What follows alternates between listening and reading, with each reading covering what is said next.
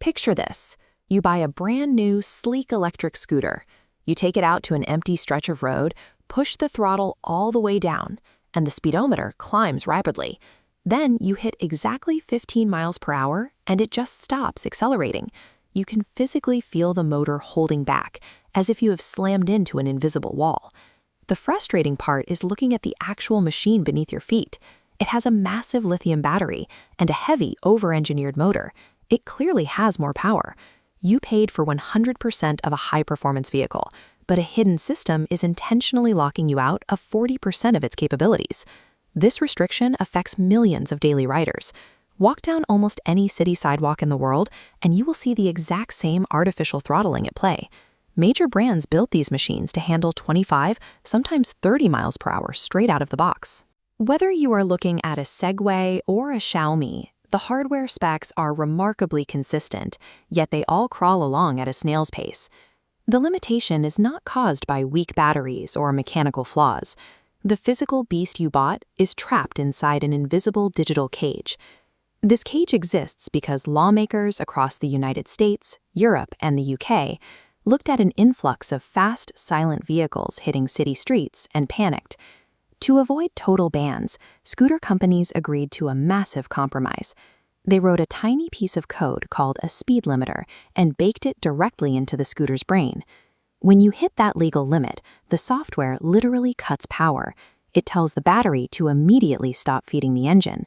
The industry essentially handcuffed its own products. When you buy a scooter off the shelf, you are unknowingly purchasing a legally detuned machine.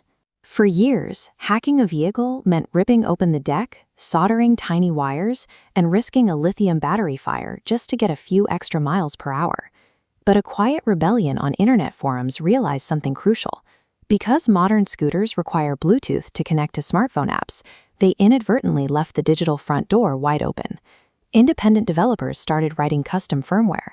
By downloading a free third-party app to your phone, you can connect to your scooter and seamlessly replace that restrictive factory operating system. It takes less than 2 minutes.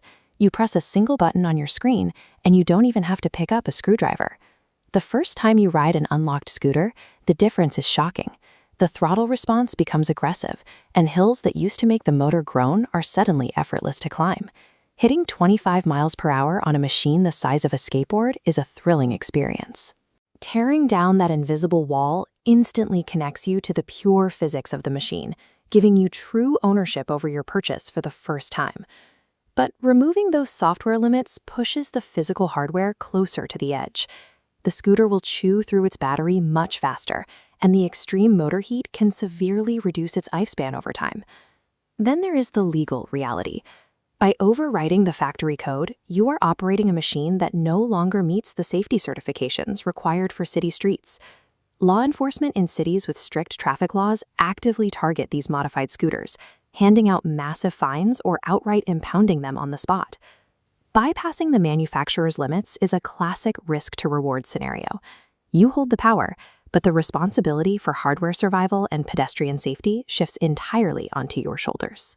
Ultimately, unlocking your e-scooter is about a larger modern trend. Corporations using invisible code to control the physical objects you already bought. You see this in global agriculture, where major equipment companies use software to lock farmers out of repairing their own tractors. You see it in consumer tech, where giants lock pre-installed smartphone hardware features behind digital paywalls.